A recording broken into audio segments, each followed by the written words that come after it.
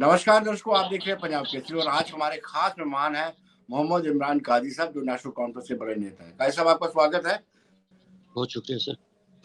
और आज स्वर्गीय शेख मोहम्मद अब्दुल्ला का जन्मदिवस भी है और बड़ी बात यह है कि एक मरतबा फिर ताजपोशी हुई है डॉक्टर फारूक अब्दुल्ला की।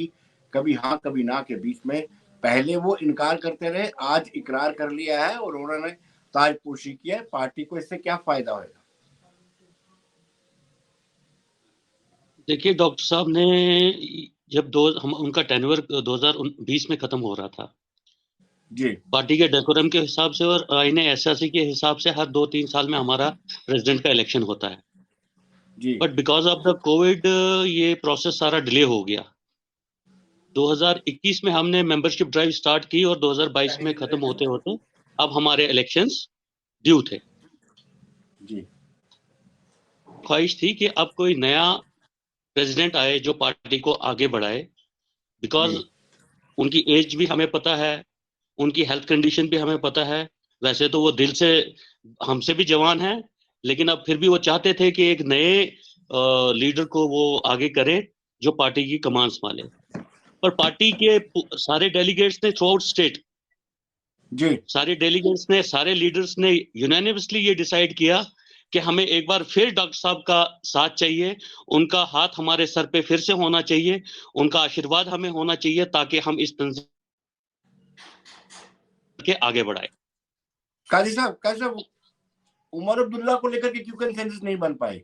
यंग है, डायनेमिक है और आगे वाला साल जो है 2023 इलेक्शन ईयर माना जा रहा है।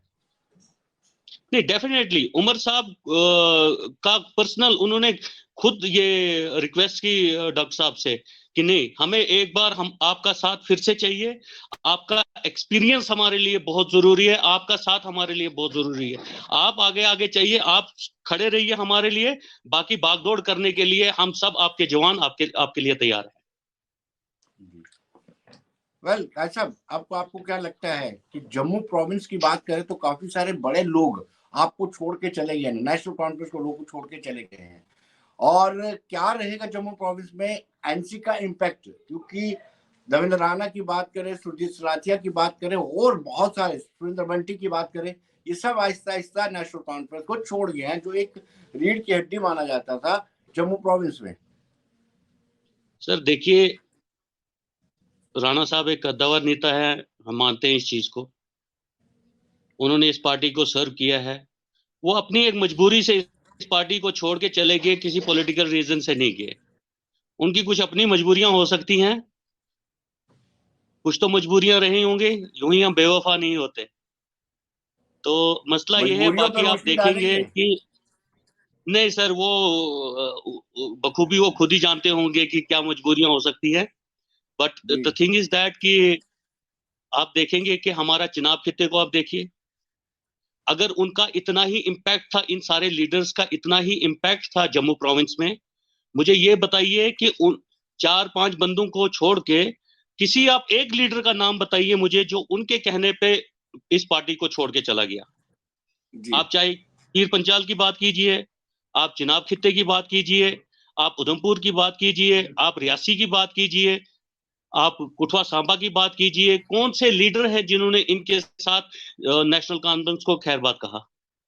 जी इसका मतलब ये है कि इनका इम्पैक्ट अपनी सीट्स पे था। जी और ये भी हो सकता है कि ये एक ब्लॉकेड बन गया था बिटवीन द लीडरशिप और वर्कर्स के बीच में। और आज आप देखेंगे आपका जम्मू प्रोविंस में कौन सा जिला है, कौन सा ब्लॉक है जहां पे नेशनल कॉन्फ्रेंस का वर्कर्स मीट नहीं हो रही है और लोगों से मिला जुला नहीं जा रहा है, जो चीजें हमें शायद पीछे कहीं देखने को कम ही मिलती थी। इस चीज को भी देखने की जरूरत है थोड़ा सा।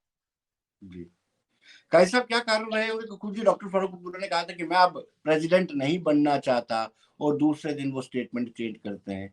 क्या सीनियर नेताओं का प्रभाव था? क्या उनका प्रेशर था कि डॉक्टर साहब ही कमान संभाले? नहीं नहीं सर, डेफिनेटली बिल्कुल नहीं, बिल्कुल नहीं, ऐसा कुछ भी नहीं है। हम भी चाहते थे कि उमर अल्लाह साहब आगे आए, सारे लीडर्स चाहते थे, लेकिन उमर साहब और बाकी जब पार्लियामेंट्री कमेटी भी बैठी, डेलीगेट सेशंस हुए हमारे, सब ने यही राय दी कि नहीं, क्योंकि खुद उमर साहब ये कहना चाहते थे कि हमें डॉक्टर साहब का साथ फिर से चाहिए एक बार इनका खड़ा रहना, और यही पार्टी को फिर से संभालें, ये खड़े रहें, हम आगे आगे इनके पीछे पीछे चलते रहेंगे। कैसा, जैसे आपने माना कि 2023 is a year of election, panchayat के इलेक्शन भी हो सकते हैं, अर्बन लोकल बॉडीज के इलेक्शन भी हो सकते हैं, खुदा ने चाहा तो असेंबली के इलेक्शन भी हो सकते हैं। तो इसको लेकर के पार्टी के 5 ऐसे कौन से इंपॉर्टेंट इश्यूज होंगे जिनको लेकर के पब्लिक के बीच में जाया जाएगा? सर आज आप अगर देखेंगे कि तो आज ही के दिन हमने 5 रेजोल्यूशन पास किए, जी ठीक है, तो डेफिनेटली मैं आपको अभी आपके इस पे वो कॉपी भी भेज दूंगा, उसमें पूरे 5 रेजोल्यूशंस हैं जो हमने सारे मीडिया को अभी फ्लैश किया, शाम तक सारे मीडियाज में वो पांचों के पांचों रेजोल्यूशंस जो हमने आज डेलीगेशन सेशन में पास किए, वो शाम तक सारे न्यूज़पेपर्स, मीडिया प्रेस हर जगह मौजूद होंगे। इंपॉर्टेंट रेजोल्यूशन इसमें कौन सा है? इंपॉर्टेंट रेजोल्यूशन सर सबसे पहले हमारा 35A और 370 के बारे में। जी, उसमें क्या रेजोल्यूशन प्रस्ताव किया? एक तो सुप्रीम कोर्ट के दायरे इख्तियार में है, तो उसमें आप क्या प्रस्ताव पारित कर सकते हैं? आप दावा तो कर नहीं सकते थे हम लेके आएंगे वापस। सर दावा तो मसला है, जहां तक नेशनल कॉन्फ्रेंस का ये है, में बहुत सारे कॉन्फ्रेंस के इसमें से एक मूवमेंट क्रिएट हो जाएगी और हमने एक पूरा प्रेशर क्रिएट करना है दिल्ली पे कि हमें हमारा आइडेंटिटी, हमारी पहचान हमें वापस कीजिए। जी, यानी अगर वो आपको 370-35 से ना दे करके आपकी प्रॉपर्टी और जॉब्स को प्रोटेक्ट करते हैं, देन इट इज ओके, आप मान लेंगे? नहीं नहीं नहीं नहीं, नहीं सर, हमारी आइडेंटिटी, हमारा कॉन्स्टिट्यूशन जैसा हमारा था, हमें वैसा का वैसा वापस चाहिए। जी, जो इन्होंने तो अगर नहीं देते अनकॉन्स्टिट्यूशनली हमारी जदोजहद, हम 1931 से लड़ते आ रहे हैं इस रियासत के लिए, हम आगे भी लड़ते रहेंगे। हमने बहुत सारी कुर्बानियां दी हैं इस रियासत के लिए। लोगों को हिस्ट्री पढ़ने की जरूरत है थोड़ी सी, उनको पता होना चाहिए कि हमने 1931 से लेके 2022 तक कितनी कुर्बानियां दी हैं। जी, आप 1931 की बात करते हो, एक तरफ महाराजा की तारीफ भी करते हैं स्टेट सब्जेक्ट को लेकर के, ये डबल स्टैंडर्ड, दोहरा मापदंड कैसे चलेगा? नहीं डबल आप कह स्टैंडर्ड रहे नहीं सर, 1931 महाराजा की तारीफ जी, जहां जहां हमें जो चीज, कोई भी हुकूक, कोई भी फैसला जो लोगों के हक में हो, लोगों के बेहतरी के लिए हो, हम उस फैसले के साथ हो। चाहे वो भाजपा भी कोई फैसला ऐसा कर ले जो लोगों के हक के लिए हो, हम उसकी भी तारीफ करेंगे। अब इसमें मीडिया के पर्सन या हमारे अपोजिशन के लीडर ये बनाते हैं कि ये डबल स्टैंडर्ड नहीं है, ये हकूक की बात है, हक की बात है। हम हमेशा सही बात का साथ देते हैं। जो कोई ये भी कोई अच्छा फैसला करे, नौकरियां दे जम्मू कश्मीर के लोगों के लिए, हम इनका खैर मकदम करेंगे। जी, ये हमारी जमीनों को प्रोटेक्ट कर, ये हमारे कैसा व्हाट विल द ये भी तो ऐसा कोई फैसला कर ले, ये भी तो कोई जी। पीएचडी का क्या रहेगा सर? दोबारा ये पीएचडी हाँ जी जी जी जी, बताइए। मैंने कहा पीएचडी जैसा था, पीएचडी का कोई भी ऐसा मौकूफ नहीं है कि हम इलेक्टोरल पॉलिटिक्स में उसका क्या रहेगा क्या नहीं रहेगा, उसका एक ब्रॉडर विजन है। PhD is for a broader vision. वो आप देखेंगे, उसके लिए वो एक मैसेज है फॉर द कंट्री, कि जहां जिस वक्त हमारे आइडेंटिटी की बात आएगी, हमारे कॉन्स्टिट्यूशन की बात आएगी, हमारे जो हमसे छीना गया है, 370 छीना गया है, 35A छीना गया है, हमारी रियासत को तोड़ा गया है, जब वहां पे बात आएगी, वहां पे फिर हम अलग अलग नहीं है, वहां पे।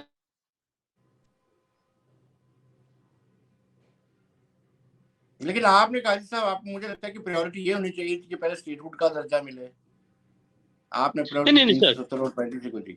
नहीं, ये तो आगे आप एक कॉम्प्रोमाइजिंग स्टेज पे आ गए कि आपने स्टेटहुड ले दिया तो बस काम खत्म हो गया, क्योंकि ये चीजें इतनी आसानी से भी नहीं होने वाली है। इसके लिए एक लड़ाई आपको लड़नी पड़ेगी और आपको अपनी पहचान जैसी थी वैसी वापस लेनी पड़ेगी। आपने किसी तरीके से अनकॉन्स्टिट्यूशनल तरीके से। जी सर जी, कैसा आखिरी सवाल आपसे ये कि यानी आगामी विधानसभा चुनाव में 370 और 35 से ही नेशनल कॉन्फ्रेंस का बड़ा मुद्दा रहेगा? देखिए सर, मसला ऐसा है कि इस वक्त हम अगर देखेंगे, इस वक्त हम डेवलपमेंट की, इसकी उसकी बात बाद में कर सकते हैं। पहले जो जी। हमारी प्रायोरिटी है, ये हमारी प्रायोरिटी है इस वक्त, हमने पहले इसके लिए बात करनी है, उसके बाद हम बाकी जी। चीजें, जब हमारा यही वापस नहीं आएगा तो आपको भी पता है कि ना हम जॉब दे सकेंगे किसी को, ना हम कोई डेवलपमेंट कर सकेंगे। काजी साहब, बहुत बहुत शुक्रिया आपका, धन्यवाद आप जुड़ने के लिए, बहुत बहुत थैंक यू शुक्रिया। Sir, thank you.